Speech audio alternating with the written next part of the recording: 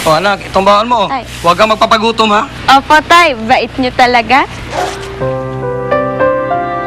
Masaya ako tuwing kasama ka. Lagi akong nakangiti.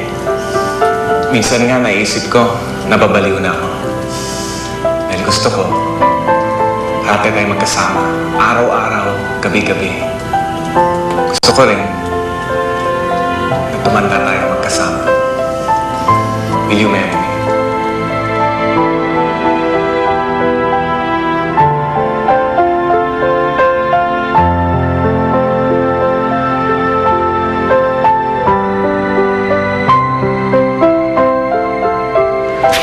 Aray! Ano ka ba?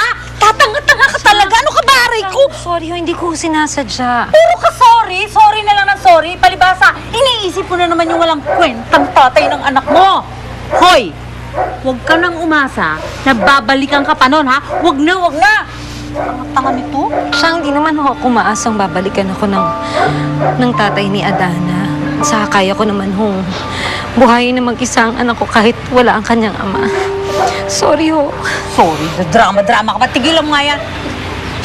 Good morning, Teresa. Ay, good morning, sir. Ay, magpapasama sana ako ulit kay Teresa lumabas. May bibilin lang ako. Kung pwede lang naman. Sir, pwede ho. Eh, wala namang ginagawa itong si Teresa eh. Ano? Pumasok ka na doon at magbihis ka na. Kaya sadya sa iniisip mo lagi yung nakabuntis sa'yo. Sige na! Sir, salamat nga pala dun sa pasalubong niyo nung nakaraang lumabas kayo ni Teresa. Paborito ko ho kasi yung lechon eh. Ayos lang. At saka sir, size 9 ho ang sapatos ko. Adana, buti naabutan pa kita. Halika, sumubay ka na sa akin. Teka ho, Sir Billy. Sir Billy? Siya yung Sir Billy mo? Akala ko DOM siya. DOM? Ikaw ba nagsabi nun, Adana? Yun ba yung pagpapakilala mo sa akin? Hindi ho, sir. Akala kasi ni Joma may edad na kayo. Siya nga po pala. Sir Billy, si Joma.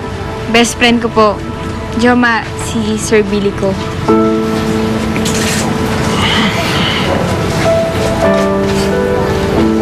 Ikaw bahala. Tara na, Adana. Baka maliit pa tayo sa opisina.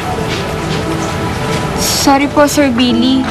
Pero hindi ko po magagawang sumabay sa inyo. Adana. Ka na makulit, pare. Ayaw naman sumabay sa'yo eh.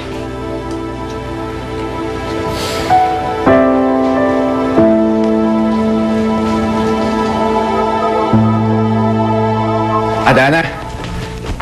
Adana!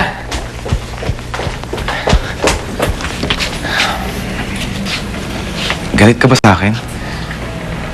Sorry na. Hindi naman ho ako galit sa inyo. Eh bakit ang cold mo bigla?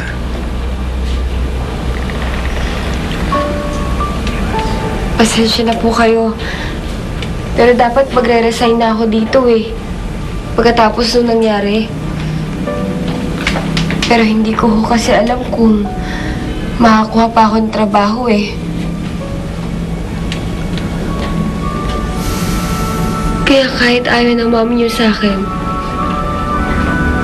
hindi ko magawang umalis.